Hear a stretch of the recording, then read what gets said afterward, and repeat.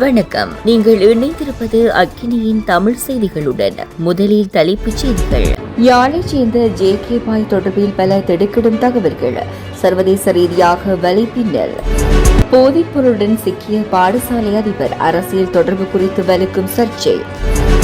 மஹிந்தவின் மகனுக்கு எதிராக நீதிமன்றம் பிறப்பித்த உத்தரவு. தெதுரோயாவில் பலியான 5 உயிர்கள்.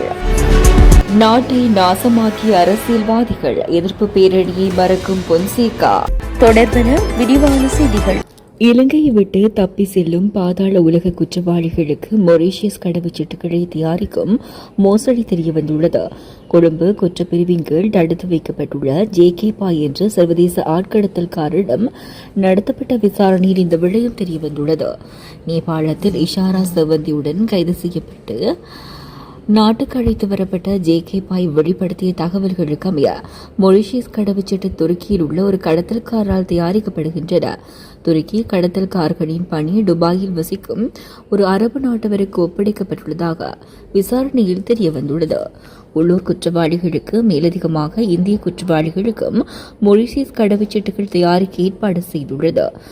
ஜேகேபாய் பெரும்பாலான உள்ளூர் குற்றவாளிகளை படகு மூலம் இந்தியாவுக்கு அழைத்து சென்றுள்ளார். ஜேகேபாய் என்ற இந்த ஆட்கடத்தல்காரர்களுக்கு தாய்லாந்து, இந்தியா, மலேசியா, இந்தோனேஷியா, நேபாளம், துபாய், மொரீஷியஸ் மற்றும் துருக்கி ஆகிய நாடுகளைச் சேர்ந்த மனித கடத்தல்காரர்களுடன் தொடர்பு உள்ளது என்பதும் விசாரணையில் தெரியவந்துள்ளது.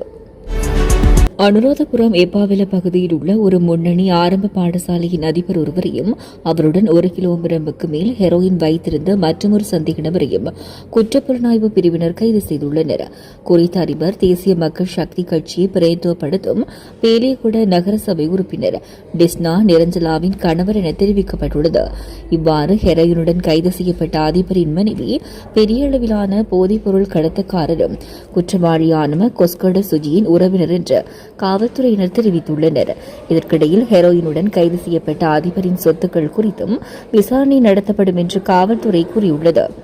இந்த சம்பவத்தை தொடர்ந்து தேசிய மக்கள் சக்தியின் செய்தி தொடர்பாளர், இருப்பினும் சந்தேக நபரின் அரசியல் சார்பு எதுவாக இருந்தாலும் தற்போதைய அரசாங்கம் சட்டத்தின் ஆட்சியை பாதுகாக்க பின்பற்றும் கொள்கையாக காவல்துறையினர் சட்டத்தை கடுமையாக நடைமுறைப்படுத்த அனுமதிப்பது சமூகத்தில் பாராட்டப்படுகிறது என கூறியுள்ளார். யோஷித ராஜபக்ச மற்றும் அவரது பாட்டியான டெய்சி ஃபாரஸ்ட் ஆகியோருக்கு எதிராக சட்டம் அதிபரால் தாக்கல் செய்யப்பட்ட வழக்கை நவம்பர் 12ஆம் தேதி விசாரணைக்கு அழைக்குமாறு உத்தரவிடப்பட்டுள்ளது.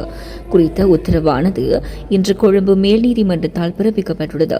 இவ்வழக்கு மேல் நீதிமன்ற நீதிபதி உதேஷ் ரணதுங்க முன்னிலையில் விசாரணைக்கு எடுத்துக் கொள்ளப்பட்டது. இதன்போது முறைப்பாடு தரப்பால் இவ்வழக்கு தொடர்பான சில ஆவணங்கள் பிரதிவாதிகள் தரப்பினரிடம் கையளிக்கப்பட்டது. சுமார் 73 மில்லியன் ரூபாய் பெறுமதியான சொத்துக்களையும் உடைமைகளையும் தவறான முறையில் பெற்றதன் மூலம் பண மோசடி தடுப்புச் சட்டத்தின் கீழ் குற்றம் இழைத்ததாக குற்றம் சாட்டி யோஷித ராஜபக்ச மற்றும் அவரது பாட்டி டெய்சி ஃபாரஸ்ட் ஆகியோருக்கு எதிராக சட்ட அதிபர் இந்த வழக்கை தாக்கல் செய்திருந்தார்.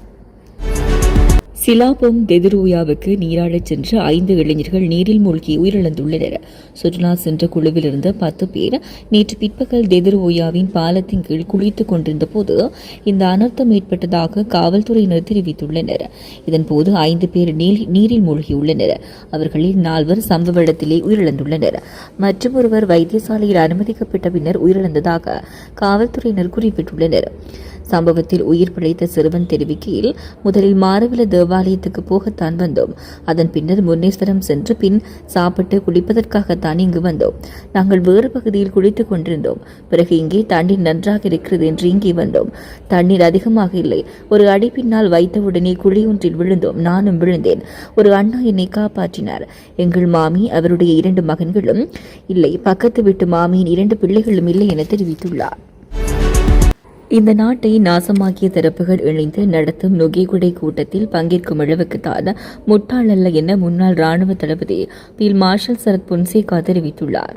மக்களால் நிராகரிக்கப்பட்டவர்கள் மீண்டும் ஆட்சிப்பீடம் வருவதற்கு இடமளிக்க கூடாது எனவும் அவர் சுட்டிக்காட்டியுள்ளார். ஸ்ரீலங்கா பொதுஜன பெரமுன, ஐக்கிய தேசிய கட்சி மற்றும் ஸ்ரீலங்கா சுதந்திர கட்சி உட்பட மேலும் சில கட்சிகள் இணைந்து நுகேகுடையில் எதிர்வரும் 21ஆம் தேதி முன்னெடுக்கவுள்ள அரசாங்க எதிர்ப்பு பேரணி தொடர்பில் கருத்து வெளியிடும் போதே பொன்சேகா இதனை தெரிவித்துள்ளார். மேலும் கருத்து தெரிவித்த அவர், எதிரணி தரப்பில் உள்ள கட்சிகளின் அரசியல் நடவடிக்கையானது நாடு மற்றும் நாட்டு மக்களுக்கு நன்மை பயக்கும் வகையில் அமையவில்லை. அதனால்தான் கடந்த ஜனாதிபதி தேர்தலின் போது அந்த முகாமிலிருந்து வெளியேறிவிட்டேன். நிராகரிக்கப்பட்டவர்களுக்கு மக்கள் மீண்டும் ஆணி வழங்கக்கூடாது. இதேவேளை தமது தரப்பில் உள்ள குறைகளை ஆளும் கட்சியும் நிவர்த்தி செய்து கொள்ள வேண்டும். அவ்வாறு இல்லையேல் மக்கள் எதிர்ப்பை சந்திக்க நேரிடும் எனவும் பொன்சேகா தெரிவித்துள்ளார். தொடர்ந்து மக்களின் செய்திகளோடு இணைந்திருங்கள். வணக்கம்.